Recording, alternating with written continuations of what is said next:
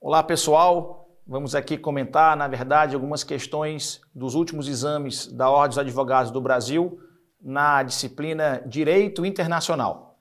Estou trazendo para vocês aqui hoje duas questões de Direito Nacional Público e duas questões de Direito Internacional Privado. Vamos para a primeira, é a questão número 21 do exame 38. Questão 21. Um brasileiro teve seu pedido de visto de trabalho negado por uma representação consular de Estado estrangeiro. Inconformado, consultou você, como advogado, para a adoção das providências cabíveis no Brasil. Após a avaliação do caso, você concluiu que, meus caros, temos aqui 4 itens. Item A, nenhuma medida judicial é cabível. Esse é o item correto, por 2 motivos. Primeiro motivo, estamos falando aqui daquela matéria de imunidade de jurisdição do Estado estrangeiro. E, de fato, a concessão de visto é um ato de soberania do Estado estrangeiro. E atos de soberania do Estado estrangeiro são tidos como atos de império, no qual esses atos possuem imunidade de jurisdição. Ou seja, o Estado estrangeiro, diante desses atos, não podem se submeter à jurisdição de um outro Estado. Então, o item correto é o item A. Fábio, mas tem outro fundamento para justificar o item A? Sim, temos outro fundamento. De acordo com a Convenção de Viena sobre Relações Consulares, os funcionários e empregados consulares não estão sujeitos à jurisdição das autoridades judiciárias e administrativas do Estado receptor, não é? Portanto, o item B, o item C e o item D estão equivocados. Gabarito, nenhuma medida judicial é cabível. Bem, vamos agora para uma outra questão, agora envolvendo direito internacional privado. Essa questão diz: o cidadão francês Pierre Renoir, residente domiciliado em Portugal, foi casado com uma espanhola, com quem teve 2 filhos nascidos na Alemanha. Pierre faleceu em 2022 e deixou como herança um apartamento no Brasil, onde viveu durante a fase universitária. Nesta hipótese, a sucessão do bem será aplicada à lei.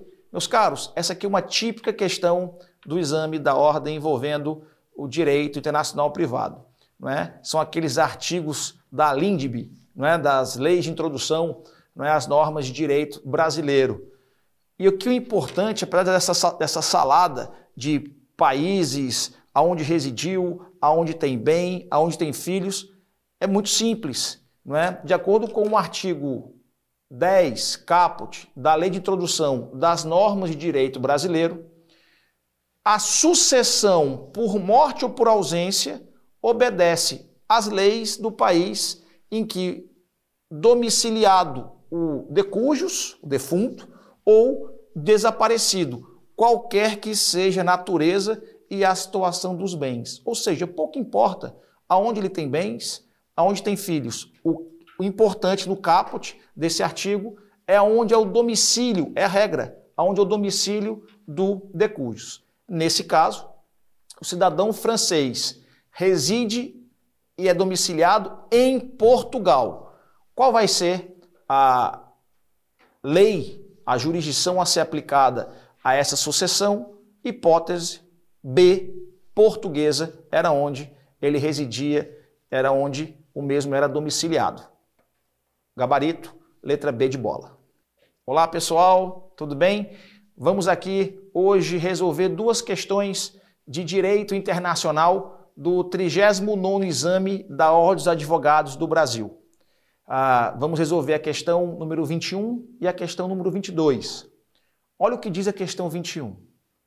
Uma questão tipicamente de direito internacional privado. Em uma disputa judicial estabelecida no Brasil, referente a um contrato de compra e venda internacional de mercadorias, regido por lei estrangeira, uma sociedade empresária a invocou para fundamentar a sua pretensão perante a outra parte. Você, como advogado especializado em direito internacional, foi procurado pela sociedade para avaliar a validade de invocar a lei estrangeira no caso em tela. Sobre a hipótese apresentada, assinale a afirmativa correta. Meus caros, aqui o examinador ele está querendo testar, não é? Avaliar o candidato, na verdade, quanto aos conhecimentos envolvendo a LINDB, a Lei de Introdução às Normas de Direito Brasileiro. Ou seja, a pergunta é possível uma parte invocar o direito estrangeiro numa disputa judicial que tramita, que é travada no Brasil? Olha as opções. Sobre a hipótese apresentada, assinale a afirmativa correta. Alternativa A. A alegação da lei estrangeira pelos litigantes viola a ordem pública. Não, esse item não está correto. Por que não está correto? Porque a própria LINDB, no artigo 14, diz: não conhecendo a lei estrangeira, poderá o juiz exigir de quem a invoca prova do texto e da vigência. E mais, o artigo 9º também da própria LINDB, ele diz: para qualificar e reger as obrigações, aplicar-se-á a lei do país em que se constituírem. Parágrafo 1º. Destinando-se a obrigação a ser executada no Brasil e dependendo de forma essencial, será esta observada admitidas as peculiaridades da lei estrangeira quanto aos requisitos intrínsecos ao ato. Ou seja, o item A está um item equivocado, porque é possível sim suscitar a lei estrangeira numa controvérsia travada no Brasil. B. A parte que invocar a lei estrangeira provar-lhe-á o texto e a vigência, se assim o juiz determinar diante de seu desconhecimento daquela. É o item B. Meus caros, o juiz, o magistrado, por lógico, é obrigado a conhecer as leis domésticas, as leis nacionais. Lei estrangeira, caso uma das partes venha suscitar a aplicabilidade dessas leis estrangeiras a uma disputa que se trava no Brasil, a parte, como diz para vocês, o artigo 14, diz que o juiz pode exigir de quem a invoca prova do texto e da vigência. Então, o item B de bola. Item C, equivocado, ou seja, a aplicação da lei estrangeira pelos litigantes não depende de concordância da parte contrária. E o item D, também equivocado, porque diz: ao juiz é vedado transferir o encargo de comprovar o autor da vigência de lei estrangeira à parte. Veja, se fosse de lei doméstica, estaria correto o item, mas sendo lei estrangeira, como vimos no artigo 14, é sim possível ele exigir que a parte comprove vigência e aplicabilidade da norma estrangeira que o magistrado eventualmente venha a desconhecer. O outro item, na verdade, envolve também direito nacional privado, mas me parece que é mais numa perspectiva processual. Eu explico. Diz o item, o artigo 22. Desculpa, a questão 22. Um jato privado de propriedade de uma empresa inglesa causou um acidente ao colidir com uma aeronave comercial brasileira em território nacional. Ou seja, o acidente foi ocasionado, enfim, por duas aeronaves, mas em território brasileiro, provocando várias mortes entre passageiros e tripulantes. A família de uma das vítimas brasileiras propõe uma ação contra a empresa inglesa no Brasil, formulando pedido de reparação por danos materiais e morais. A empresa ré alega que a competência para julgar o caso é da justiça inglesa.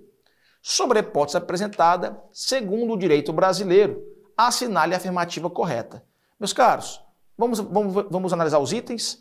Item A. O acidente ocorreu no Brasil e, assim, a justiça brasileira é competente para julgá-lo. Aqui tem duas perspectivas que eu acho fundamentais. Primeira perspectiva, a ideia da jurisdição territorial, né? Em regra, de fato, aplica-se a jurisdição do Estado aonde aquele fato, acontecimento, ele venha ocorrer. E mais, o próprio artigo 53, inciso 5 do Código de Processo Civil, ele diz: é competente o foro de domicílio do autor, que não é o caso, ou do local do fato para ação de reparação de danos sofrido em razão de delito ou acidente de veículos, inclusive aeronaves. Ou seja, qual foi o local do fato, o local do acidente? Território nacional, território brasileiro? Como diz o próprio artigo 53, inciso 5 do CPC, é, então, competente, o foro competente para reparação de danos seria a jurisdição, a justiça brasileira seria competente para julgá-lo. Expressamente, o artigo diz, inclusive aeronaves. O item B, não é? Está equivocado, que diz que impede que a justiça brasileira seja competente, ou seja, chamada para julgar o caso. Então, o item B de bola está errado, não é? O item C diz que a justiça brasileira é competente para julgar o caso. Até aí, estaria correto o item, mas a fundamentação o torna errado, porque a vítima é brasileira. Não é isso que define a competência da jurisdição brasileira. E o item D, também errado, preceitua: o caso deve ser remetido por carta rogatória à justiça inglesa, a quem cabe julgá-lo. Não, a competência é da justiça brasileira. Então o item correto é o item A. Muito obrigado a todos, um abraço.